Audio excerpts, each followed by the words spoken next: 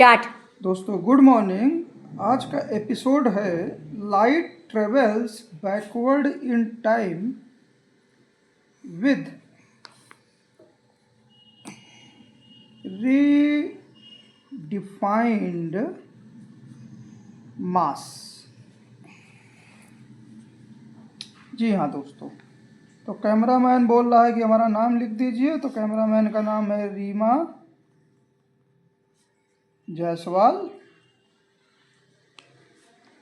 House number 869, आरकन्या चौराहा, मुट्ठीगंज, प्रयागराज,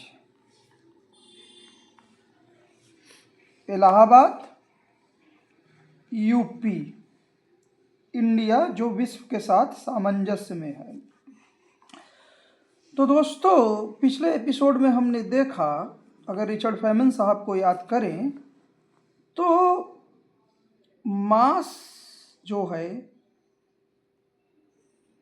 वो field का, जो ग्रेविटेशनल फील्ड है उसका एक स्पेशल एस्पेक्ट है। इस फील्ड का, जो आप फील्ड देख रहे हैं, इस फील्ड का, ग्रेविटेशनल फील्ड का स्पेशल एस्पेक्ट है मास। ठीक है। तो अक्सर ये कहा जाता है कि अगर मास की जगह, m की जगह हम मास को 2m कर दें एक झटके में, दरअसल बिना फील्ड को बदले आप m को 2m नहीं कर सकते हैं। फील्ड का बदलना जैसे जैसे बदलेगी वैसे वैसे ही मास m, मतलब 2m की जगह मास 2m आएगा। तो इसलिए ये प्रश्न अपने आप में थोड़ा सा स्टैंडर्ड मॉडल अगर फिजिक्स की करें, जहाँ फील्ड चीज़ों को डिक्टेट करती है, उस हिसाब से मास फील्ड को नहीं डिक्टेट कर रही है, बल्कि फील्ड का ही एक स्पेशल एस्पेक्ट मास है। और m की जगह में 2m हम एक झटके से रख ही नहीं सकते हैं, क्योंकि उसके लिए पहले हमको फील्ड में चेंजेस करने पड़ेंगे। इसी चीज़ को अगर हम स्केल पे दिखाएं, इसी चीज़ को, फॉर एग्जांपल मास यहाँ पे है और ये पोजीशन हम मान लेते हैं x = 0 ना, तो फील्ड की ये पोजीशन हम मान लेते हैं, इसको थोड़ा सा बड़ा कर देते हैं अभी। तो आप देखिएगा कि x = 0 पे जो मास है और उसके मास के आगे फील्ड की ग्रेविटी जो है वो ज़्यादा इंटेंस है। तो फील्ड के रीजन के बाहर स्पेस है, वैक्यूम है, लेकिन ये वैक्यूम भी खाली नहीं है, इसमें भी कुछ ना कुछ एनर्जी है। तो अगर हम एनर्जी लेवल्स को दिखाएं, फील्ड की इंटेंसिटी को दिखाएं, तो आप कुछ इस तरह से देखोगे कि मास के बाहर इंटेंसिटी जो है फील्ड की सबसे अधिक है, और जैसे जैसे दूर जाते जाएंगे ये इंटेंसिटी फैलती जाएगी। ठीक है। यहाँ ट्रायंगल्स ज़्यादा डेंस हैं और यहाँ पे ट्रायंगल्स डेंसिटी कम होती जाएगी। और इस वाले पॉइंट के करस्पॉन्डिंग अगर हम देखेंगे तो पता लगेगा कि फील्ड की अब जो इंटेंसिटी अब चेंज नहीं हो रही है, और चीज़ें इस तरह से, ट्रायंगल्स जो हैं वो फ्लैट हो गए हैं। दरअसल हमने जैसे पिछले एपिसोड में बताया कि वैक्यूम में एनर्जी एक तरह से फ्लैट ग्रेविटॉन शीट्स, या एनर्जी की ये शीट्स हैं, ये फ्लैट रहती है, और ग्रेविटी क्या करती है, या ये शीट्स जब फोल्ड होने लगती है ना, तो हायर एनर्जी लेवल पे ये शीट्स फोल्ड होने लेती है, जो ग्रेविटी को जन्म देती है। और फोल्डिंग सबसे ज़्यादा होगी तो नंबर ऑफ शीट्स बढ़ जाते हैं मास के पास। मास और कुछ नहीं है एक्चुअली में, ये जो शीट्स हैं आपस में जब फोल्ड होते होते आपस में ये कहीं ना कहीं उलझ जाते हैं, आपस में ये शीट्स उलझ जाते हैं, ये मास को रिप्रेजेंट करता है। अच्छा, तो अब मास एक, तो ये मास की स्पेशल प्रॉपर्टी को फील्ड से ही आप समझ सकते हैं, हमने इधर की तरफ ही दिखाया है। एक्चुअली भी ये कंटिन्यूटी पीछे भी है और हर डायरेक्शन में है। खैर, इसी फैब्रिक में लाइट जो होती है, लाइट इसी फैब्रिक में एज अ डिस्टर्बेंस, अगर स्पेस में लाइट वैक्यूम में चल रही है तो एज अ डिस्टर्बेंस इस फैब्रिक में एज अ डिस्टर्बेंस, एक तरह का डिस्टर्बेंस बन के ऊपर की तरफ डिस्टर्बेंस, इस फ्लैट फैब्रिक में वैक्यूम में ऊपर की तरफ डिस्टर्बेंस, नीचे की तरफ disturbance, positive disturbance, negative disturbance, as a disturbance light इस फैब्रिक में चलती है। ये फैब्रिक शीट मुड़ गई है तो इसमें भी लाइट उसी सी स्पीड से चलेगी। हाँ, लीनियर डिस्टेंस, जहाँ ग्रेविटी ज़्यादा है वहाँ लीनियर डिस्टेंस कम ट्रेवल करेगी, जहाँ ग्रेविटी कम है वहाँ लीनियर डिस्टेंस वो ज़्यादा ट्रेवल करेगी। लेकिन अगर कोई डिस्टर्बेंस इस फैब्रिक में रिलीज होता है यहाँ से, जो अभी मास में मास में अभी कहीं, चूँकि शीट्स फिक्स हैं तो डिस्टर्बेंस लॉक है, लेकिन जैसे ही अनलॉक होता है t=0 पर फॉर एग्ज़ाम्पल, तो फोटोन अगर लॉक होगा तो इसी जो फैब्रिक है इसी फैब्रिक में चलता है। और मान लीजिए कि एक सेकंड बाद ये ऑन एन एवरेज जो दूरी तय कर रहा है, वो दूरी जो तय कर रहा है वो c दूरी पे ये फोटोन लाइट का एज ए डिस्टर्बेंस लाइट की स्पीड से चलता है, तो ये दूरी c हो जाएगी आफ्टर 1 सेकेंड। हमने कहा ना कि अगर ये फील्ड रीअरेंज होगी तो मास की वैल्यू घट बढ़ सकती है, लेकिन मास की वैल्यू घटाएं बढ़ाएं नहीं, मास को m से 2m करने के बजाय अगर हम फैब्रिक को कुछ रीअरेंज करें इसी बीच जब लाइट ट्रेवल कर रही है इसके पीछे रीअरेंज करें, तो होगा क्या कि ये जो एनमेशिंग यहाँ पे हो रही है x=0 पर हो रही है, ये एनमेशिंग फॉर एग्जांपल यहाँ होने लगेगी ना, तब करस्पॉन्डिंग मतलब हम कहेंगे कि मास मूव कर रहा है। तो मास के मूव करने के पहले ही फैब्रिक जो है चेंज हो जा रहा है। तो अगर t=0 पर यहाँ था मास, अगर मास को मूव कराना है तो फैब्रिक को चेंज करना है, और जब तक लाइट यहाँ पे 1 सेकंड में यहाँ पे पहुँची है यहाँ पे, तो पता लगा कि पीछे फैब्रिक भी चेंज हो रहा है तो मास भी मूव करता दिखेगा ना। तो इस पोजीशन पे उसी 1 सेकंड पे जब लाइट यहाँ पहुँची होगी तो मास आपको यहाँ भी पहुँचता हुआ दिखेगा। तो अगर मास यहाँ दिखेगा इसी 1 सेकंड में, और तो ये जो दूरी तय करेगा ये एक्चुअली में मास की वेलोसिटी होगी, ठीक है। और क्या बोलते हैं, जो मास यहाँ दिखेगा एक्चुअली में, तो फैब्रिक जो ये एनमेशिंग है वो आपको यहाँ दिखेगी, ठीक है। तो ये एनमेशिंग फैब्रिक की यहाँ बढ़ गई, यही क्या बोलते हैं मास की वेलोसिटी होगी। लेकिन एनमेशिंग जो है वो इसी मास पे नहीं है, अगल बगल। अब जब एनमेशिंग जो यहाँ से चली थी आगे इस फॉर्म में, वही एनमेशिंग क्या बोलते हैं जब यहाँ आ रही है तो मतलब फील्ड पहले चेंज हो रही है। तो इसका मतलब अब यहाँ जो पुरानी एनमेशिंग है वो नहीं होगी, बल्कि इन जो मास जो ये जो मास के करस्पॉन्डिंग एनमेशिंग है फील्ड की, वो अब यहाँ से आगे कंटिन्यू करेगी। तो एक तरह से फैब्रिक बदल रहा है। हो क्या रहा है कि जब t=0 पर मास यहाँ था तो उसी समय फोटॉन रिलीज हुआ, और फोटॉन तो अपने पुराने फैब्रिक में चलता जा रहा है, लेकिन उसके ठीक पीछे ये फैब्रिक रीअरेंज हो रहा है, और उसी 1 सेकंड में मास जो यहाँ पे आ गया है v डिस्टेंस पे, x=v पे आ गया है उसी 1 सेकंड में, तो पता लगेगा कि लाइट कहाँ है। लाइट एक्चुअली में वही क्या बोलते हैं x=c पे है। लेकिन आप इस पोजीशन में क्या दिखेगा आपको, अगर इस पोजीशन को, आपको यही दिखेगा कि लाइट तो मानो मास के मूव करने के बावजूद, इस मास के मूव करने, क्योंकि फैब्रिक रीअरेंज हो रहा है, फैब्रिक के रीअरेंज करने के बावजूद, मास को वेलोसिटी पाने के बावजूद लाइट आपको एक्चुअली में वहीं पे दिखेगी। कहाँ पे दिखेगी, जहाँ पे वो पहले थी। कुछ ऐसा दिखेगा कि जिस समय लाइट यहाँ t=0 पे फोटॉन रिलीज हुआ, तो ये पुराने फैब्रिक में जिस तरह चल रहा है, अगर ये मास मूव भी करेगा फैब्रिक रीअरेंजमेंट से, तब भी लाइट क्या बोलते हैं आपको 1 सेकंड पे वही क्या बोलते हैं x इक्वल टू सी पे वही फोटॉन उसी क्या बोलते हैं उसी तरह जो यहाँ फैब्रिक है उसी फैब्रिक में पास करता हुआ और 1 सेकंड के बाद उसी पुराने फैब्रिक में मूव करता हुआ जाएगा। कहने का मतलब है t इक्वल टू 0 पर जो फैब्रिक था ओरिजिनल फैब्रिक ये फ्रीज हो गया है। क्या हो गया है? फ्रीज हो गया है। ये फैब्रिक फ्रीज हो गया है और इसी फैब्रिक में t इक्वल टू 0 पर जो फोटॉन रिलीज हुआ है वो चलता जा रहा है। ठीक है, इसी पुराने फैब्रिक में। लेकिन ये पुराना फैब्रिक रियलिटी नहीं है, वो लाइट के लिए तो रियलिटी है ये फ्रीज्ड फैब्रिक, लेकिन समय के साथ हमने बताया ना कि इसी 1 सेकंड में ये उलझा हुआ फैब्रिक, ये जो मास है वो x इक्वल टू वी पे आ गया है मास ना। तो मास अगर अपनी पोजीशन चेंज किया है मतलब अगल बगल के फैब्रिक अब दूसरे हैं करेस्पॉन्डिंग, जो पहले जो फैब्रिक था अब वो बदल गया है नए फैब्रिक में उसी 1 सेकंड में।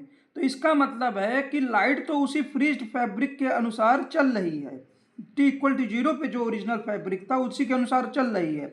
लेकिन उसके जस्ट पीछे क्या हो रहा है कि फैब्रिक लगातार, चूंकि मास की पोजीशन बदल रही है और मास का ही चेंज फैब्रिक का ही स्पेशल एस्पेक्ट मास है, तो फैब्रिक लगातार रीडेवलप हो रहा है पीछे। तो इसीलिए हम कहते हैं कि लाइट जो है वो बैकवर्ड इन टाइम ट्रेवल कर रहा है। जिस जगह जिस समय पे फोटॉन रिलीज हुआ उसी वाले जो भी फैब्रिक स्पेस में रहा होगा उसी साथ साथ मूव कर रहा है। बस हो क्या रहा है कि वो तो पुरानी फैब्रिक में मूव कर रहा है लेकिन उसके पीछे फैब्रिक लगातार चेंज हो रहा है, जिसके कारण मास का मूवमेंट दिख रहा है। तो जो फैब्रिक होना चाहिए समय के साथ बदलाव में वो लगातार चेंज हो रहा है। बस ये हो रहा है कि जिस भी पोजीशन पे लाइट है यहाँ पर वो पुराने फैब्रिक के अनुसार ही है और जब आगे बढ़ेगी तो वो भी फ्रीज्ड फैब्रिक के अनुसार बढ़ेगी, लेकिन उसके पीछे लगातार मास के मूवमेंट के कारण या फैब्रिक के रीडेवलपमेंट के कारण समय के साथ फैब्रिक जो है वो बदल रहा है। अब सपोज 1 सेकंड पर अगर एक नया फोटॉन रिलीज होता है P2, तो वो कुछ इस तरह से रिलीज होगा कि मानो क्या बोलते हैं कि मास स्टेशनरी हो वही अपनी जगह, तो इसी फैब्रिक के अनुसार चलेगा। तो इस फैब्रिक को अब आगे डेवलप होते होते क्या बोलते हैं ठीक उतनी दूरी पे क्या बोलते हैं, अगर ये दूरी v है ये दूरी x माइनस ये c माइनस वी हो जाएगी। ये दूरी क्या हो जाएगी? c minus we.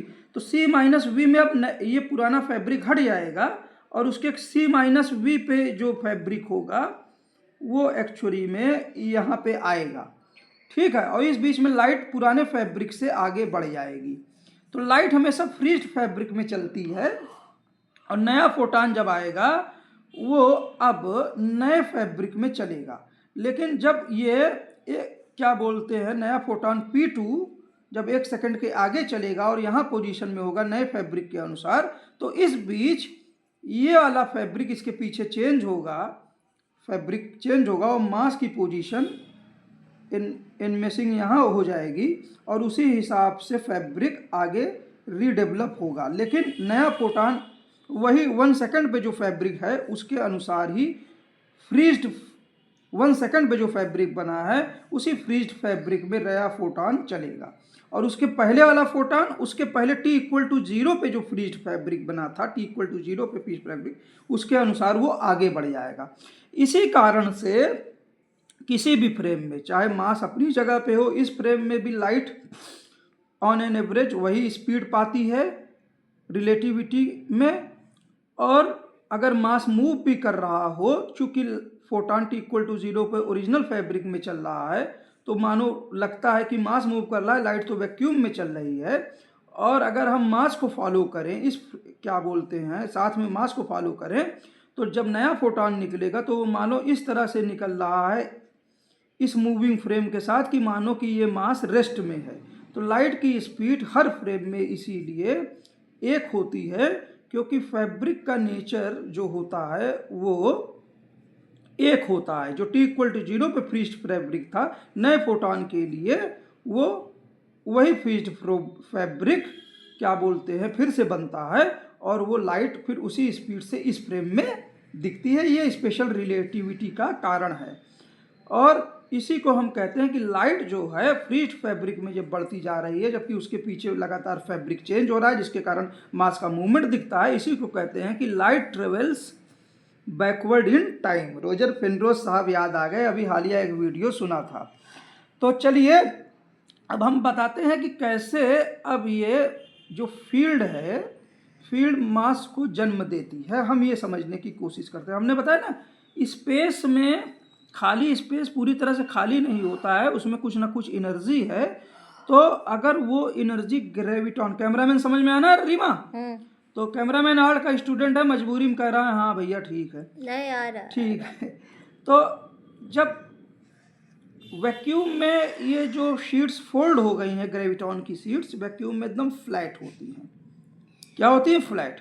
और डिस्टर्बेंस इसमें क्या बोलते हैं, अगर कोई डिस्टर्बेंस करेंगे, ऊपर का डिस्टर्बेंस, नीचे का, ऊपर नीचे, ये शीट्स जो हैं इसमें जो डिस्टर्बेंस है इस फ्लैट शीट में, ऊपर का disturbance positive negative positive negative positive, तो ये डिस्टर्बेंस शीट ऊपर जा रही है तो ये पीछे वाले को ऊपर ले जाएगी और नीचे ये वाला जो है इसको नीचे खींचेगा। तो इसलिए लाइट एज अ डिस्टर्बेंस सी की स्पीड से चलती है इस ग्रेविटॉन शीट में, ठीक है, ये चलती है। अब होता क्या है कि मान लीजिए कि एक शीट और है या इस शीट को और बड़ा कर ले, एक शीट और है, मान लीजिए ये इस शीट को बड़ा कर ले, एक डिस्टर्बेंस इधर से चल रहा है, एक डिस्टर्बेंस इधर से चल रहा है, समझ रहे कि नहीं?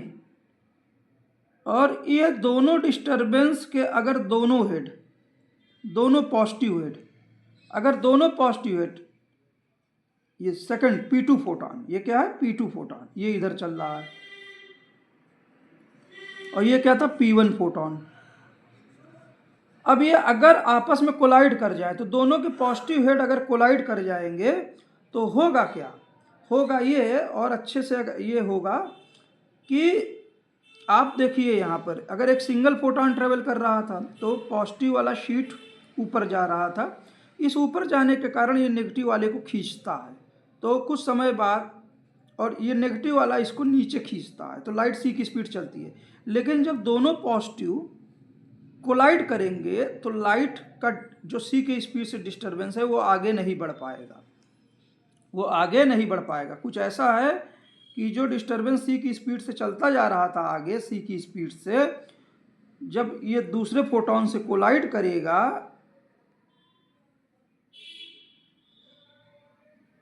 तो दोनों पॉजिटिव डिस्टर्बेंस एक्चुअली में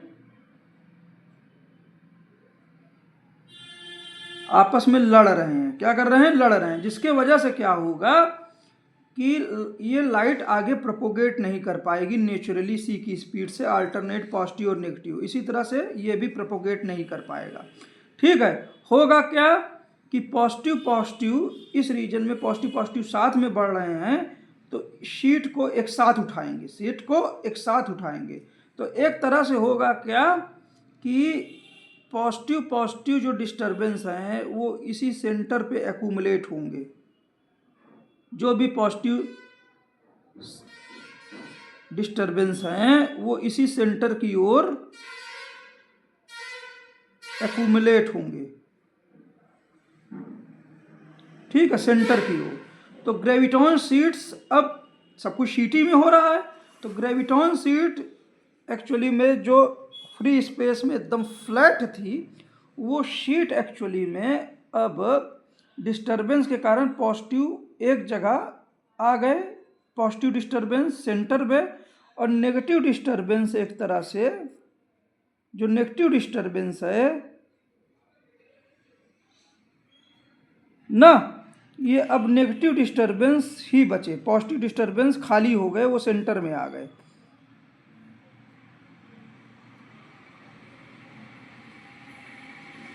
ठीक है, अब ये नेगेटिव डिस्टर्बेंस ही एक्चुअली में एक तरह बचे। तो जो अल्टरनेट पॉजिटिव नेगेटिव सी की स्पीड से चल रहा था वो डिस्टर्बेंस अब लॉक हो गया। ये सारा कुछ ग्रेविटॉन शीट में हो रहा है, ये सारा कुछ लॉक हो गया, और लॉक होने से पॉजिटिव डिस्टर्बेंस सेंटर में लॉक हो गया, नेगेटिव डिस्टर्बेंस एक तरफ आ गए। यही जो नेगेटिव डिस्टर्बेंस जब एक तरफ आ गए, ये क्या बोलते हैं, इलेक्ट्रॉन फील्ड बनाते हैं। क्या बनाते हैं? Electron filled. पॉजिटिव डिस्टर्बेंस एक तरफ आ गए तो ये न्यूक्लियस की फील्ड बनाते हैं, न्यूक्लियस फील्ड। ठीक है। और ये डिस्टर्बेंस अब लाइट की स्पीड से, अगर पॉजिटिव नेगेटिव था तो ग्रेविटॉन शीट में लाइट की स्पीड से चलते थे, लेकिन अब इस रीजन में लोकलाइज हो गए, डिस्टर्बेंस लोकलाइज हो गया। और यही नहीं हुआ, ये डिस्टर्बेंस जो हैं आपस में जब लोकलाइज हो गए तो ये शीट्स को और फोल्ड भी कर देते हैं। अभी तक शीट्स ऐसे ऐसे यहाँ नीचे फोल्ड थी, यहाँ ऊपर फोल्ड थी, लेकिन कुछ समय बाद यहाँ नेगेटिव हो जाता है, यहाँ पॉजिटिव हो जाता। तो शीट्स हमेशा के शीट्स क्या बोलते हैं, अपनी पोजीशन में वापस आ जाती थी। लेकिन जब डिस्टर्बेंस इस तरह से लोकलाइज्ड हो गए तो मानो कुछ ऐसा होता है कि शीट्स फोल्ड हो गए।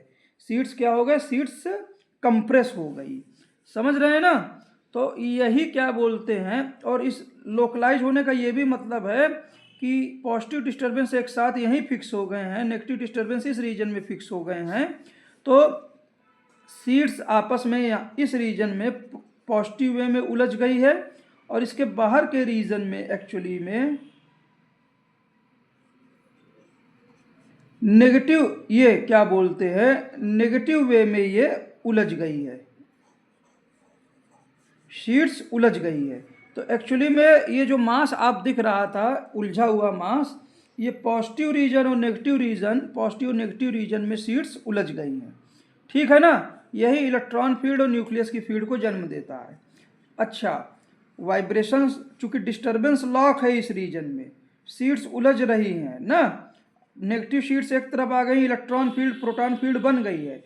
अब ये पूरी सिचुएशन इस तरह से होती है कि न्यूक्लियस में शीट्स बहुत ही डिस्टर्बेंस के साथ, पॉजिटिव डिस्टर्बेंस के साथ शीट्स तो लॉक हो गई हैं, लेकिन न्यूक्लियस के बाहर जो इलेक्ट्रॉन फील्ड जो बना रहा है वहाँ पर डिस्टर्बेंस जो है, जो नेगेटिव डिस्टर्बेंस हैं, अब उसमें एक नई टेंडेंसी है कि ये क्या बोलते हैं, आपस में अभी भी शीट्स को फ्लक्चुएट कर रहे हैं। ये नेगेटिव फील्ड आप अब एक ही तरफ दिखा रहे हैं, ये आपस में दूर पास होते रहते हैं।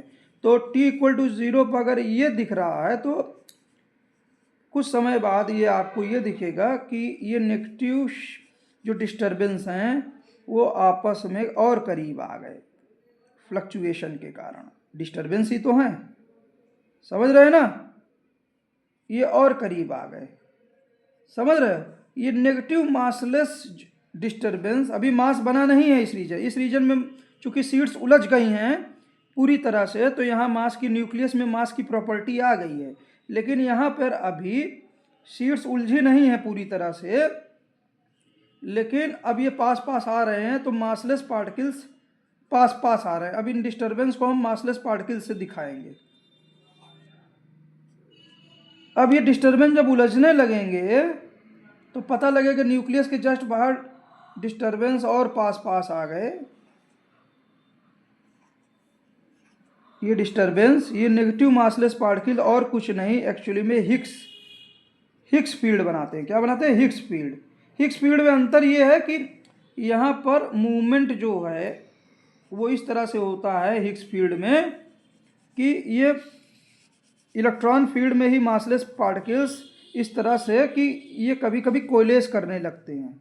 तो किसी पॉइंट पे पता लगा ये मासलेस पार्टिकल्स कोलेस कर गए।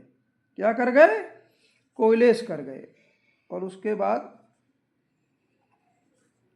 कुछ रीजन में कोलेसिंग नहीं है ना।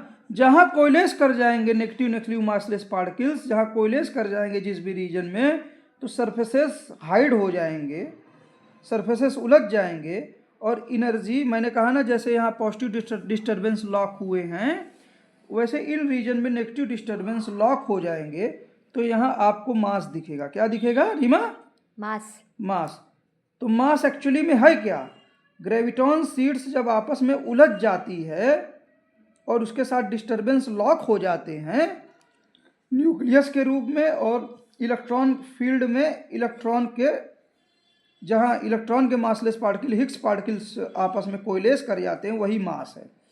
तो एक्चुअली में इलेक्ट्रॉन फील्ड में जो मास होगा वो इस रीजन में जहाँ पार्टिकल कोइलेस हुए होंगे, अगर वो पोजीशन x है, पोजीशन x है, तो यही पार्टिकल इलेक्ट्रॉन पार्टिकल को रिप्रेजेंट करेगा, और कुछ नेगेटिव चार्ज इस मास में, इलेक्ट्रॉन के इस मास में जो पार्टिकल में है यहाँ पे रहेगा, बाकी मासलेस पार्टिकल में चार्ज रहेगा।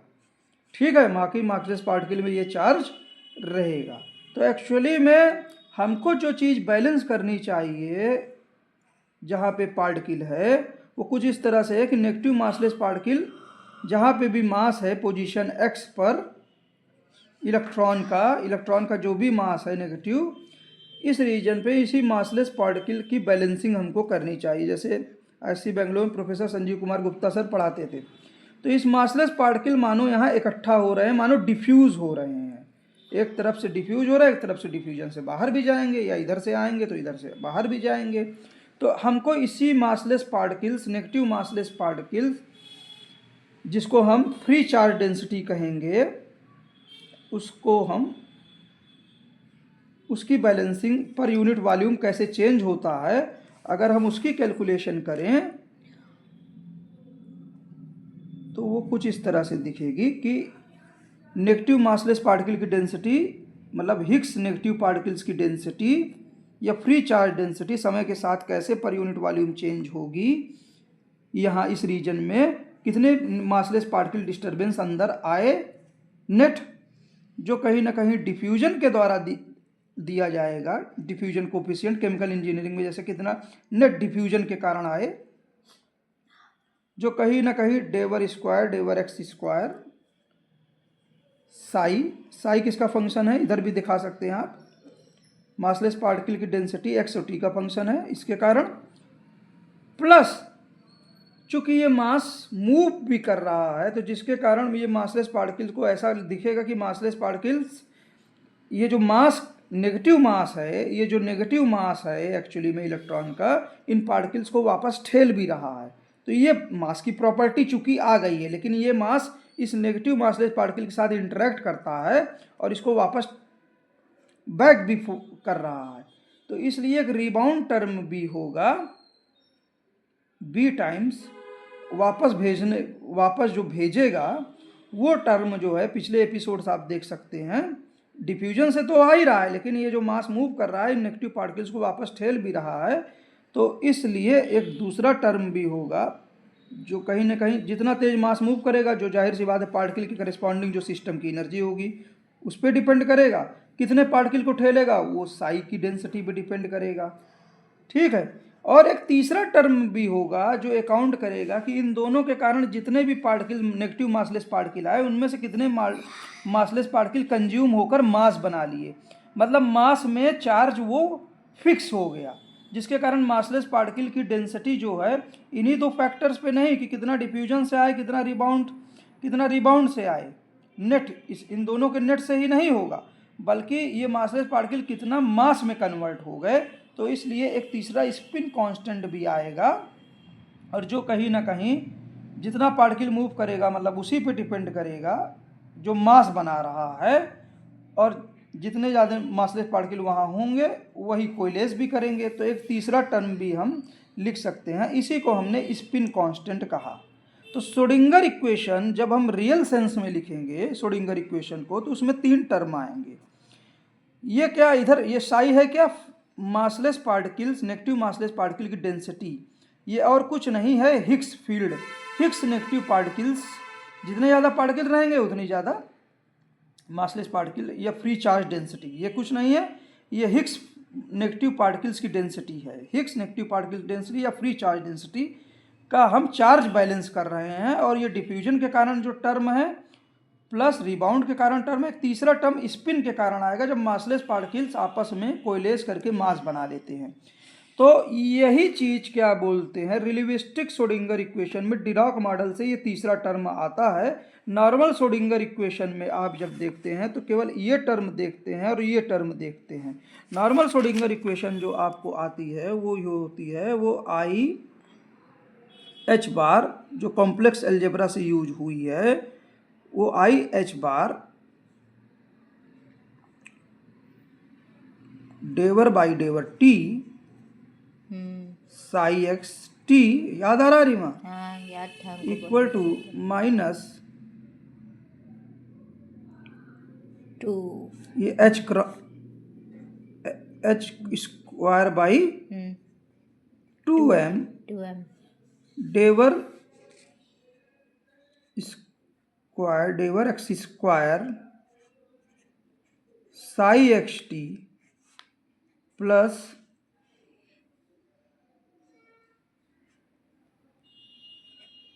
You x into psi x T.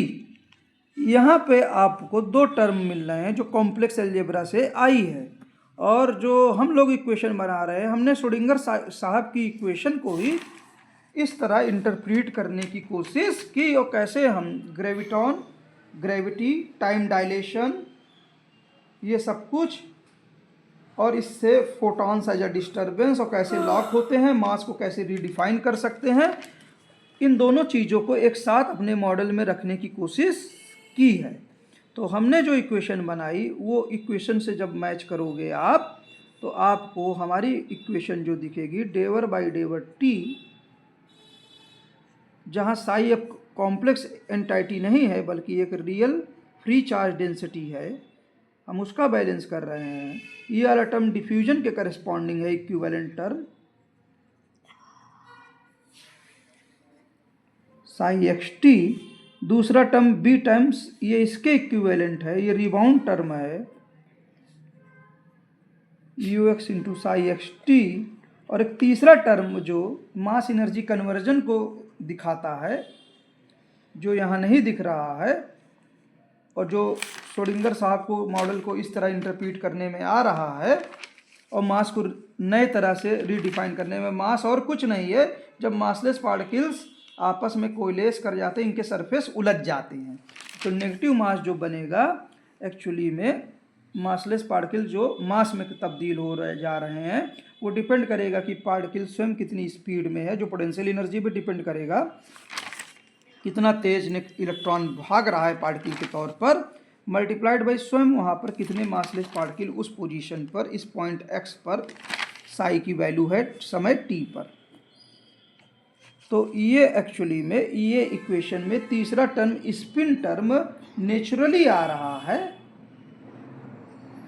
जो कहीं ना कहीं रिलेटिविस्टिक श्रोडिंगर इक्वेशन में डिराक साहब मैथमेटिकली उसी अप्रोच को लेते हुए रिलेटिविस्टिक इक्वेशन में एक्चुअली में ये टर्म मैट्रिक्स अलजेब्रा से स्पिन आता है। तो उम्मीद है ये एपिसोड आप लोगों को पसंद आया होगा। रोजर पेंड्रस साहब बोल रहे थे कि मास को हमको, वो नोबेल लॉरिएट है, हम तो भाई सड़क छाप आदमी हैं, लेकिन मास को रीडिफाइन हम कर सकते हैं। मास और कुछ नहीं है, ग्रेविटॉन सीड्स जब आपस में उलझ जाती है, वो उलझती क्यों है? क्योंकि जब उसमें चल रहे फोटॉन एज अ डिस्टर्बेंस आपस में कोलाइड करते हैं, तो फोटॉन्स फिर नेचुरली वो सी की स्पीड से आगे नहीं बढ़ पाते हैं, और फिर वो फोटॉन्स आपस में वो रीअरेंज होते हैं, और एक तरह से प्रोटॉन की फील्ड जहाँ पॉजिटिव डिस्टर्बेंस लॉक हो जाते हैं, न्यूक्लियस की फील्ड, और इलेक्ट्रॉन की फील्ड जहाँ नेगेटिव डिस्टर्बेंस लॉक हो जाते हैं, negative charge, negative massless particles या हिग्स पार्टिकल्स। और यही नेगेटिव मासलेस पार्टिकल्स अब वाइब्रेट करके लीनियरली वाइब्रेट करते हैं, तो कोइलेस भी करते हैं, फिर वापस से बाहर भी निकलते हैं, तो वो मास को भी जन्म देती है। तो वहाँ पे भी नेगेटिव मासलेस पार्टिकल्स भी कुछ लॉक हो जाते हैं, जो इलेक्ट्रॉन एज अ मास को जन्म देती है, और नेगेटिव मासलेस पार्टिकल्स जो वापस में अभी तक कोइलेस नहीं है, वो इलेक्ट्रॉन फील्ड को जन्म देती है, या हिग्स फील्ड को जन्म देती है। उम्मीद है ये एपिसोड आप लोगों को पसंद आया होगा। और लाइट जब भी क्या बोलते हैं अल्टरनेट पॉजिटिव और नेगेटिव तरीके से चल रही होती है, तो चार्ज फिक्स नहीं होता है, क्योंकि जो चीज़ अभी पॉजिटिव है कुछ समय बाद नेगेटिव हो जाएगी, तो चार्ज का डेवलपमेंट पूरी तरह से नहीं होता है। लेकिन जब फोटॉन्स लॉक होते हैं तो नेगेटिव रीजन्स अलग हो जाते हैं, पॉजिटिव रीजन्स अलग हो जाते हैं। तो इसलिए चार्ज जब लाइट लॉक होती है तभी चार्ज का जन्म होता है, तभी नेगेटिव इलेक्ट्रॉन फील्ड और नेगेटिव पार्टिकल्स का जन्म होता है।